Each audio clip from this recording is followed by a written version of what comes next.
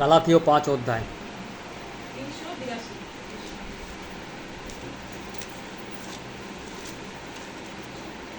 22 আর 23 পড়বে।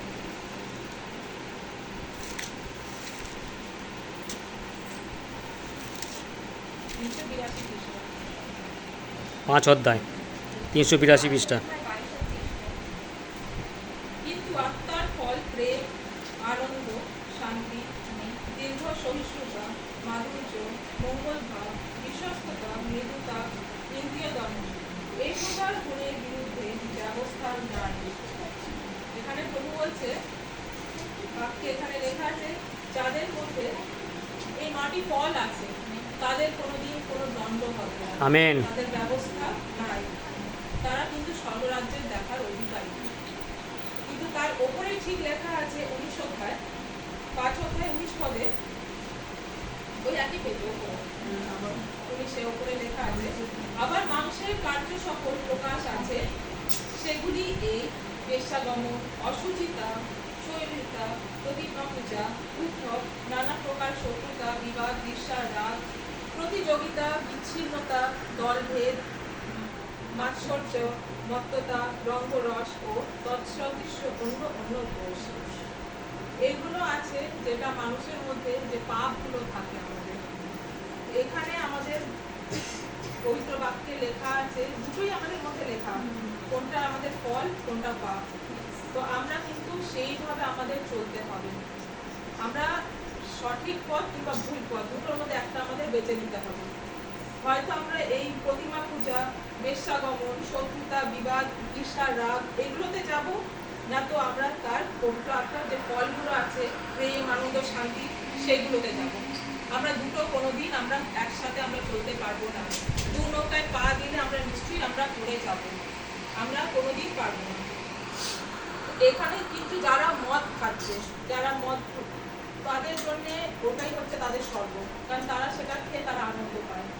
তারা ভাবে আমি মদ খাচ্ছি, আমি অনেক আনন্দে আছি, আমার জন্য এটাই আমার জীবন। কিন্তু তারা বুঝতে পারছে না যে তারা কিন্তু আস্তে আস্তে পাতালের দিকে এগিয়ে চলেছে, তারা কিন্তু স্বর্গের দিকে যাচ্ছে না। কিন্তু সেই মানুষই যদি নিজের মন পরিবর্তন করে বাক্যের দিকে এগিয়ে আসে, তারা সে যদি ভাবে চিন্তা করে যে আমি যে জায়গায় আমি 7 দিন মদ খেতাম, সেই জায়গায় আমি 5 দিন খাবো, 2 দিন ছাড়বো, তারপরে আবার হয়তো পরের সপ্তাহ আবার আমি 4 দিন খাবো, 3 দিন ছাড়বো। এইভাবে যদি, কারণ একবারই একটাই কিছু ছাড়া যায় না, কোনো নেশাই ছাড়া যায় না, সে যেই নেশা হোক। কিন্তু আস্তে আস্তে যদি আমরা সেটাকে ছাড়ার চেষ্টা করি, আমরা ঠিকই প্রভুর ইচ্ছাতে, প্রভুর সাহায্যে আমরা কিন্তু পারবো সেটা ছাড়তে। সে সিগারেট হোক, মদ হোক, সে নোংরা ভিডিও হোক, যাই হোক, আমরা কিন্তু পারবো, নিজেকে একদম কন্ট্রোল করতে পারবো, কারণ কন্ট্রোলের আত্মা কিন্তু আমাদের সেই উপর থেকে আসে। আমেন। আর আমরা যদি নিজের মনকে প্রভু বাক্যের জন্য যদি বন্ধ করে রেখে দিই, তখন কিন্তু প্রভু দ্বারে দাঁড়িয়ে রয়েছে, কিন্তু তাকে আমরা ঢুকতে দিচ্ছি না, এটা কিন্তু হয় না। ঠিক আছে, আমি একটু বাক্য শুনলাম, কি আমার পরিবারের লোকেরা বাক্য শুনলো, সে ঘরে গেল, ঘরে গিয়ে আমার কানে দুটো বাক্য এলো, আমি যদি সেটা শুনে নিজের মনটাকে একটু পরিবর্তন করি, একটু ফাঁকা করি দরজাটা আমার প্রভুর জন্য, আমার প্রভু কিন্তু তাতেই সন্তুষ্ট। Amen, hallelujah. একটু আমাকে করতেই হবে, আমি একটু সাহায্য করবো প্রভুকে, প্রভু অনেকটা সাহায্য করবে আমাকে। সেই জন্য আমাকে এক কদম আমাকে এগাতেই হবে প্রভুর কাছে যেতে গেলে। এমন নয় যে আমি ঘরে বসে থাকবো, প্রার্থনা করছে সবাই আমার জন্য, আমি হ্যাঁ আমার জন্য আমি ঠিক আছে, আমি মদ ছেড়ে দেবো, আমি সিগারেট ছেড়ে দেবো, এটা হয় না। নিজের ইচ্ছা কিন্তু অনেক, সব থেকে প্রথম হচ্ছে নিজের মনের ইচ্ছা। আমেন। আমি পরিত্রাণ যদি আমি চাই, আমি পেতে চাই, আমার মনের থেকে আসবে যে আমি প্রভুর চরণে পড়বো, ক্ষমা চাইবো, আমি পরিত্রাণ পাবো। এছাড়া কিন্তু যতই যে আমার পরিবারে যতই যে পরিবারে আমার প্রার্থনা করুক না কেন, আমি যদি নিজে না চাই, আমি কোনোদিন করতে পারবো না। আর সেই ইচ্ছাটা যে আমাদের মনে যে এনে দিচ্ছে, সেটাই হচ্ছে কিন্তু পবিত্র আত্মার একটা দান। হোলি স্পিরিট ছাড়া আমরা কিন্তু কোনো কাজ করতে পারি না। আর আমরা যখন দেখবো আমাদের পরিবারে হোলি স্পিরিটের কাজ, প্রভুর কাজ এত যখন হচ্ছে, তখন প্রভু নিজেই বলেছে আমাদের পরিবারে কি কি কাজ হতে পারে, সেটা আমরা দেখবো প্রেরিতে, কি কি কাজ আমাদের পরিবারে হতে পারে। প্রেরিত আমরা দেখবো 2 অধ্যায় 17 পদ থেকে।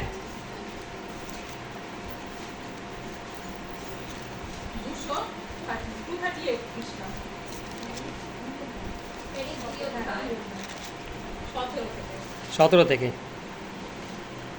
শেষকালে এইরূপ হইবে, ইহা ঈশ্বর বলিতেছেন, আমি মর্তমাত্রের উপরে আপন আত্মা সেচন করিব, তাহাতে তোমাদের পুত্রগণ ও তোমাদের কন্যাগণ ভাববাণী বলিবে। পেয়েছো সবাই? হ্যাঁ হ্যাঁ। পেয়েছো? শেষকালে এইরূপ হইবে, ইহা ঈশ্বর বলিতেছেন, আমি মর্তমাত্রের উপর আপন আত্মা সেচন করিব, তাহাতে তোমাদের পুত্রগণ ও তোমাদের কন্যাগণ ভাববাণী বলিবে, আর তোমাদের যুবকেরা দর্শন পাইবে, আর তোমাদের প্রাচীনেরা স্বপ্ন দেখিবে। আবার আমার দাসদের উপরে এবং আমার দাসীদের উপরে সেই সময় আমি আমার আত্মা সেচন করিব, আর তাহারা ভাববাণী বলিবে। আর 21 আছে, আর এই রূপ হইবে যে কেহ প্রভুর নামে ডাকিবে সেই পরিত্রাণ পাইবে।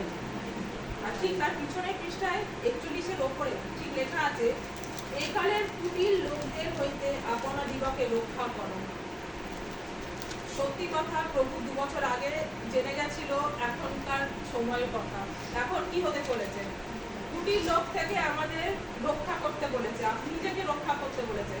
আমরা নিজে কিন্তু রক্ষা করতে পারবো না, কারণ মন্দ জগৎ বড়ই মন্দ। আমরা যতই বলি না কেন আমার সন্তানদের আমি রক্ষা করছি কিনা, ঠিক আছে, ও এক সময় আমার সন্তানেরা বাইরে যাচ্ছে, তাদের সাথে কিছু না কিছু হতেই পারে।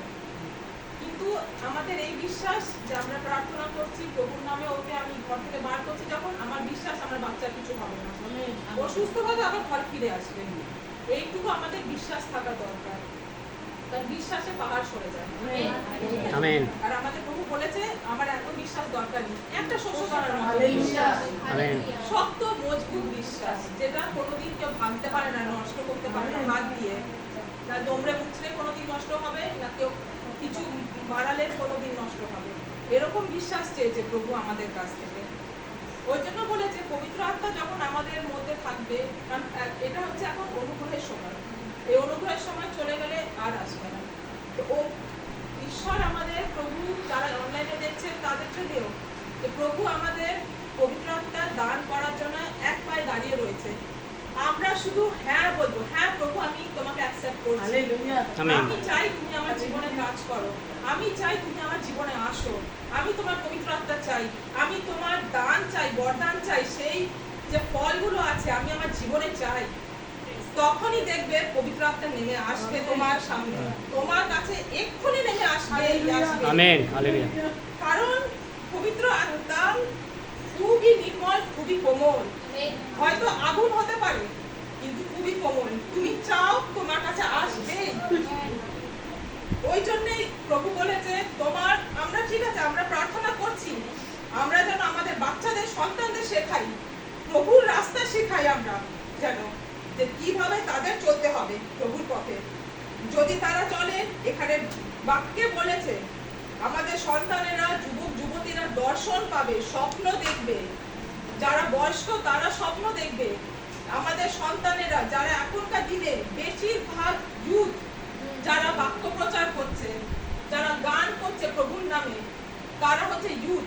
এখন বেশি কিন্তু বয়স্কদের দেখা যায় না, এখন বেশিরভাগ ছেলেমেয়েরা উঠেছে। কেন? তারা বুঝতে পেরেছে প্রভুর বাক্য, প্রভুর যে ভালোবাসা সে কত মিষ্টি মধুর, তার ভালোবাসা তারা হয়তো অভিজ্ঞতা করেছে, তাদের অভিজ্ঞতা হয়েছে দেখেই তারা নেমেছে এই পথে।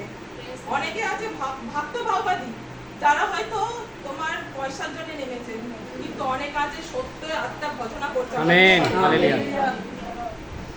আর এখানে প্রভু বলেই দিয়েছে যে তোমাদের বাচ্চারা, সন্তানেরা ভাববাণী বলবে, তারা স্বপ্ন দেখবে, তাদের মধ্যে আত্মা, প্রভু আত্মা সেচন করবে। তো আমাদের নিজেদের সাথে আমার পরিবারকেও আমার বাঁচাতে হবে। জগৎ বড়ই মন্দ, আমাকে শুধু বাঁচলে চলবে না, শুধু আমার বাচ্চাকে আমার পরিবারকে বাঁচালে চলবে না, আমার আত্মীয় স্বজনদের, আমার সহভাগিতার মধ্যে আমার এরা হচ্ছে আমার পরিবার। প্রত্যেকটা পরিবারের মধ্যে যেন আমি সকলকে আমি একসাথে আমার সাথে নিয়ে যেতে পারি সেই স্বর্গের রাজ্যে, সেই ব্যবস্থা আমার করতে হবে। আর সেটাই করতে গেলে তখন আমরা যে দেখছি পবিত্র আত্মার যে দান, আর পবিত্র আত্মার শক্তি অনেক দান। একটা আমেন। মানুষের মধ্যে আমরা বুঝতে পারি না তার মধ্যে যে কতগুলো দান আছে পবিত্র আত্মার, আমরা নিজেরাও বুঝতে পারি না। এখানে যে লিখেছে পবিত্র আত্মার ফল প্রেম, সত্যি পবিত্র আত্মার ফল প্রেম। এই প্রেম না থাকলে সব থেকে উপরে ঈশ্বরই বলেছে, প্রভু বলেছে সব থেকে উপরে তোমাদের প্রেম। প্রেম প্রেম হচ্ছে সব থেকে উপরে। সব শেষ হয়ে যাবে, প্রেম কোনোদিন শেষ হবে না। ওই প্রেম যদি আমাদের মনে থাকে আমরা কিন্তু অনেক এগিয়ে যাব। অর্ধেক রাস্তা আমাদের সেখানেই আমাদের পুরো হয়ে যাবে আমাদের মধ্যে যদি প্রেম থাকে। আনন্দ, পবিত্র আত্মার ফল হচ্ছে আনন্দ। আমরা খাই না খাই আমাদের মধ্যে যেন সেই আনন্দটা থাকে। আমেন। সেদিনকে নির্মলা মাসি বললো আমার হয়তো টাকা নেই, হ্যাঁ অনেক সময় আমার অভাব থাকে, কিন্তু আমার মনে সেই আনন্দ আছে। হালেলুয়া, আমরা প্রেজ দ্য লর্ড। যিশুর গান করি, আমাদের মধ্যে সেই আনন্দ আছে। খাচ্ছি কি ডাল ভাত হয়তো খাচ্ছি, খেয়েও কিন্তু আমাদের মধ্যে অনেক আনন্দ আছে। পবিত্র আত্মার ফল হচ্ছে শান্তি। সেই শান্তি কিন্তু কেউ দিতে পারে না। যতই আমি আমার সাথে কেউ খারাপ ব্যবহার করুক না কেন, আমি এসে বাক্য করবো, হাঁটু গেড়ে প্রার্থনা করবো, চোখে জল ফেলবো, আমার মনে শান্তি আসবে। আমেন। এছাড়া কিন্তু হয় না। শুধু সত্যি একমাত্র ঈশ্বর আমাদের শান্তি দিতে পারে। না কোনো বই, না কোনো গান, না টিভি, না মোবাইল, কিছুতে কিন্তু শান্তি নেই। শুধু একমাত্র ঈশ্বরের শান্তি আছে। আমার ঈশ্বর, তার ফল হচ্ছে দীর্ঘ সহিষ্ণুতা, কোমল ভাব, মঙ্গল ভাব, বিশ্বস্ততা। আমার ঈশ্বর অনেক বিশ্বস্ত। মৃদুতা, ইন্দ্রিয় দমন, সদাপ্রভু কিংবা ঈশ্বরের আত্মা। এটা হচ্ছে আমাদের যে পবিত্র আত্মা পেয়েছি, আমরা পাচ্ছি, নবেনা করছি, এটা হচ্ছে আমাদের ঈশ্বরের আত্মা। Amen, praise the Lord. আমরা ঈশ্বরের আত্মার ভজনা করছি এখানে, এই 9টা দিন নবেনা করছি, ঈশ্বরের আত্মার নবেনা করছি। উনি চলে গেছেন, তার আত্মা দিয়ে গেছেন আমাদের। আমেন। আমরা সেটার ভজনা করছি এখানে। আমাদের জীবনে যখন পবিত্র আত্মা থাকে, আমাদের মধ্যে জ্ঞান থাকে, জ্ঞানের আত্মা আসে আমাদের মধ্যে। আমরা তখন বুঝতে পারি কি ঠিক কি ভুল। ঈশ্বরের আত্মা দেখিয়ে দেয় আমাদের, এই রাস্তায় যাস না, এটা কিন্তু ঠিক না, ওই রাস্তায় যা, ওটা ঠিক আছে তোর জন্য। আমাদের জ্ঞানের দ্বার খুলে দেন ঈশ্বর। আমরা যারা বাক্য হয়তো পড়ে বুঝতে পারতাম না, আজ বাক্য পড়ে আমরা তার প্রচারও করছি, তার বাক্য বুঝতে পারছি, আবার অন্যকে আমরা বোঝাতেও পারছি। ওই জ্ঞানের দ্বার পর্যন্ত ঈশ্বর আমাদের খুলে দিয়েছেন। বোধ শক্তি বা বোঝার আত্মাও কিন্তু উনি দেন। আমাদের কি ভুল, কি ঠিক, কি সঠিক, আমার বাচ্চার জন্য কি ঠিক আছে, সেটা বোঝার কিন্তু ক্ষমতাও ঈশ্বর দেন। সেটাও কিন্তু একটা পবিত্র আত্মার ফল। তারপরে হচ্ছে পরামর্শের আত্মা। এটাও হচ্ছে একটা ফল পবিত্র আত্মার, যে আমরা পরামর্শ করছি। এখন হয়তো আমার পরিবারের কারোর মধ্যে অশান্তি আছে, সে আমার সাথে এসে পরামর্শ করলো, আমি তাকে ভালো বুদ্ধি দিলাম, সেটাও একটা পবিত্র আত্মার ফল, যে আমি তাকে ভালো বুদ্ধি দিতে পারছি। শক্তির আত্মা প্রভু আমাদের দান করে। শক্তির আত্মা হচ্ছে যখন আমার শরীর দুর্বল, আমি কিন্তু আমার মাইন্ডকে আমাকে যেতে হবে ওখানে, আজকে বাক্য প্রচার হবে, আমাকে সেই জায়গায় আমার যেতে হবে। সেদিকে মৌসুমী দিন খুব শরীর খারাপ, রজনী মাসির বাড়িতে যখন প্রার্থনা ছিল, তার শরীর অসুস্থ, তার শরীর চলছে না, যেতে পারছে না, কিন্তু সে গেছে, তার আত্মায় টেনে নিয়ে গেছে। আর সেই আত্মা কিন্তু অনেক শক্তি দেয় আমাদের। যেখানে আমরা আমাদের শরীর, আজ পৃথিবীর হলে বলতো কি ঠিক আছে আমি শুয়ে পড়ি, আমার শরীর চলছে না, কিন্তু আত্মার হলে কি বলে না আমি যাবো, আমি জানি আমি ওখানে গেলে আমি সুস্থ হবো, আমি সুস্থতার দান আমি পাবোই, সে আমাকে প্রভু আমায় সুস্থ করবেন, ওই জন্য আমি যাবই। সেটাই হচ্ছে একটা শক্তির আত্মা। ভক্তির আত্মা আমাদের মধ্যে থাকে, এটাও একটা পবিত্র আত্মার দান। ভক্তি, আমাদের ঈশ্বরকে কতটা লেভেলে আমাদের ভক্তি করতে হবে, এটা কিন্তু আমাদের ঈশ্বর বোঝায়, আমাদের সেই পবিত্র আত্মা বোঝায় আমাদের, যে আমাদের কতটা ভক্তি করতে হবে আমার ঈশ্বরকে পেতে গেলে। এই নামে নামে আমি বাইবেল পড়লাম, রেখে দিলাম, এই কোনা মানিয়া করলাম, রেখে দিলাম, এতে কিন্তু ভক্তি নেই।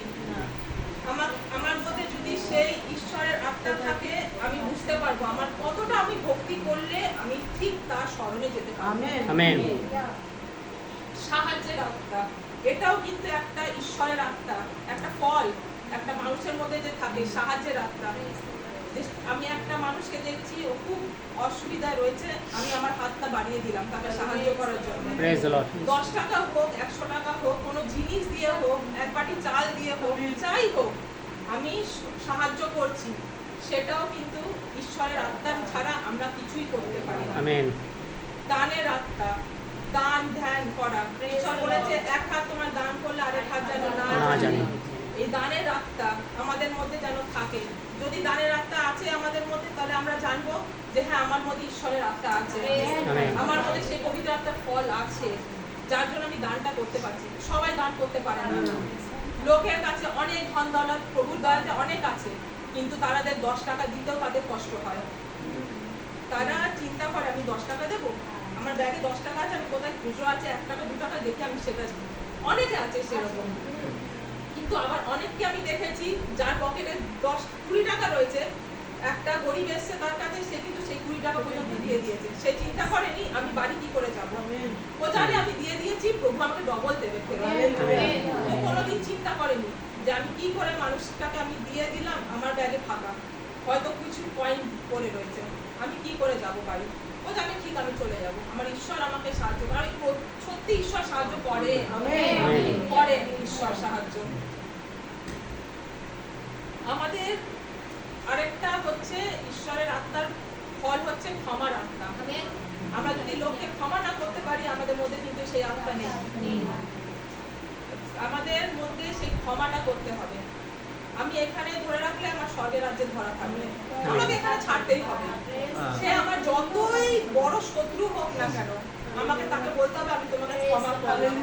আর ক্ষমা করা মানে এমন না যে আমি তোমাকে বলে দিলাম ক্ষমা করেছি, এক মাস পর আমি আবার তার সাথে আবার একই জিনিস করছি। কেউ কোনো খারাপ করেছে, আমি তাকে বললাম তোমাকে আমি ক্ষমা করে দিয়েছি, আবার 1 বছর পর বলি তুমি ওই জিনিসটাই করেছিলে, জানো 1 বছর ওই জিনিসটা যাতে না হয়। ক্ষমা মানে ক্ষমা। ঈশ্বর আমাদের পাপ কোনোদিন ধরে রাখে না। ঈশ্বর যদি আজ ধরে রাখতো, আমরা এখানে দাঁড়ানোর যোগ্য না। ঈশ্বর আমাদের ক্ষমা করেছে, পুরোপুরি ক্ষমা করেছে। ঈশ্বর বলেছে তোমাকে আমি ক্ষমা করছি, তুমি আমার ওই পাপ কিন্তু আরেকবার করবে না। ঈশ্বর ক্ষমা করেছে মানে আমরাও যেন তার মতো হতে পারি, আমি ক্ষমা করতে পারি। আর ক্ষমার আত্মা আমার মধ্যে থাকলে আমার মধ্যে পবিত্র আত্মা আছে। আরেকটা সব থেকে বড় আত্মার ফল হচ্ছে নত হওয়ার আত্মা। আমি যদি লোকের কাছে নত হতে পারি, আমার মধ্যে অনেক আত্মার অনেক ফল আছে। Amen, praise the Lord. নত হতে হবে। নত সাধারণভাবে হওয়া যায় না লোকের সামনে। সে যতই বলুক আমি নত হতে পারি, আমি নত হয়েছি, কিন্তু মন থেকে নত হওয়া অনেক অনেক কঠিন। সেই কঠিনকে ভেঙে আমাদের সেই প্রস্তরময় হৃদয়কে ভেঙে মানুষময় করতে হবে। আমাদের নত হতে হবে। আমি যত নত হব, আমাকে ঈশ্বর তত উন্নত করবে, তত উঠাবে আমাকে। কারণ আমি দেখেছি আমার জীবনে অনেক কিছু হয়েছে, লোকে আমাকে অনেক খারাপ কথা বলেছে, অনেক গালাগালি দিয়েছে, আমি অনেক ক্ষমা চেয়েছি লোকের কাছে পা ধরে ধরে, কিন্তু আজ আমাকে ঈশ্বর আমাকে এমন জায়গায় দাঁড় করেছে যেখানে আমি বাক্য বলছি। Amen, praise the Lord. আমাকে এখানে দাঁড় করিয়েছে। তো ওই জন্য কোনোদিন কাউকে ছোট করতে নেই। ঈশ্বর কাকে কোন দিন বড় করবে কেউ জানে না। ঈশ্বর সদাপ্রভুর হচ্ছে ভয়ের আত্মা। ভয়ের জ্ঞানের আরম্ভ হচ্ছে ঈশ্বর ভয় জ্ঞানের আরম্ভ। আমি যদি ঈশ্বর ভয় করি, আমার জ্ঞান অটোমেটিক আসবে। আমি ঈশ্বর ভয় করব, আমার মধ্যে সেই ঈশ্বর আত্মা থাকবেই। আমার মধ্যে এতগুলো গুণ যে আছে, সব হয়তো হওয়া সম্ভব না, কিন্তু বেশিরভাগ গুণ একটা মানুষের মধ্যে প্রভু দেবে। আমেন। এটা গ্যারান্টি। আমরা এই 9টা দিন আমরা যেন, আজকে 5ম দিন হচ্ছে নভেনার, আমরা যেন এখনো 4টে দিন আছে, আমরা যেন মন প্রাণ দিয়ে প্রভুর আরাধনা করি, তার প্রার্থনা করি, তাকে প্রশংসা করি। প্রশংসা করাবেন ঈশ্বর আমার সত্যি বলতে এটা হচ্ছে পবিত্র আত্মা হচ্ছে আগুন। আমাদের যেন পাপ সে আগুনে যেন ধৌত করে দেয়, আমাদের জ্বালিয়ে আমাদের পিওর করে, একটা হীরের মতো। আগুনের থেকে যেমনি কয়লা থেকে হীরে হয়, আমরা কিন্তু কয়লা, সেই কয়লা থেকে আমাদের এই আরো 4টে দিন আছে। 4টে দিন আমরা সুযোগ দিচ্ছি ঈশ্বরকে, আমাদের ঈশ্বর সুযোগ দিচ্ছেন যে নিজেকে তোমরা পরিবর্তন করো, আরো পরিবর্তন করো, বাক্যের কাছে যাও, নিজেকে নিজে যাচাই করো, তোমার মধ্যে কি এখনো খামতি আছে। সেইভাবে তুমি নিজেকে নিজের সেই ঈশ্বর থেকে যে ফলগুলো তুমি চেয়ে নাও। তুমি না চাইলে কেউ দিতে পারে না। ঈশ্বর রেডি আছে দেওয়ার জন্য, শুধু আমাদের চাইবার অপেক্ষায় রয়েছে। আমরা যেন চাই, এই 4টে দিন আরো আছে, সেই বুঝে যেন আমরা ঈশ্বরকে কাছে আরো সন্নিকট করি। প্রভু আপন বাক্যে আশীর্বাদ করুন। আমেন। ধন্যবাদ, প্রশংসা।